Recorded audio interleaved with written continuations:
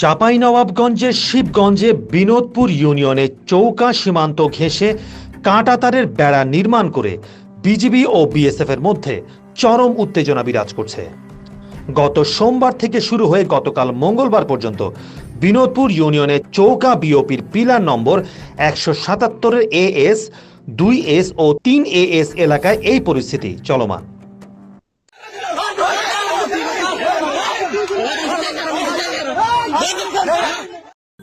স্থানীয় বাসিন্দা আনারুল ইসলাম বলেন, গত সোমবার বিকেলে বিষয়টি মীমাংসায় পতাকা বৈঠক হলেও এখনো পর্যন্ত কোনো সুষ্ঠু সমাধান হয়নি। গতকাল মঙ্গলবার বিএসএফ এর পক্ষ থেকে আবারও রাস্তা নির্মাণের কাজ শুরু করলে দুই পক্ষের মধ্যে উত্তেজনা সৃষ্টি হয়। নিয়ম অনুযায়ী কাজটা করুক, তারা তো নিয়ম ভঙ্গ করছে, এটা আমরা হতে দেব না। বাংলাদেশের লোকজনকে কখনোই হতে দেব না। একেবারে বাংলাদেশের সীমানা কাছাকাছি তার বেড়া নির্মাণ করছে, যা আমাদের কৃষকের, বাংলাদেশের কৃষকের জন্য খুব ঝুঁকিপূর্ণ। সরকারে এটা বসে তারা সমাধান করুক এবং দেখুক তারা যে কতদূর অন্যায় করছে আর কতদূর কি করছে। এরই মধ্যে বেশ সতর্ক অবস্থান নেয় বিজিবি। স্থানীয় ইউপি সদস্য মোহাম্মদ কামাল উদ্দিন বলেন, গত সোমবার সকাল 10টার দিকে শূন্য লাইনে কাঁটাতারের বেড়া দিচ্ছিল ভারতীয় সীমান্তরক্ষী বাহিনী বিএসএফ। ঠিক সে সময় বাধা দেয় বিজিবি। তখন থেকেই উত্তেজনা চলছে।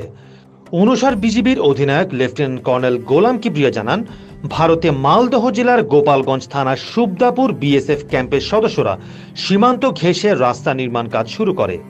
এ সময় বিজিবির পক্ষ থেকে বাধা দেয়া হয়। পরিস্থিতি এখন কিছুটা শান্ত রয়েছে।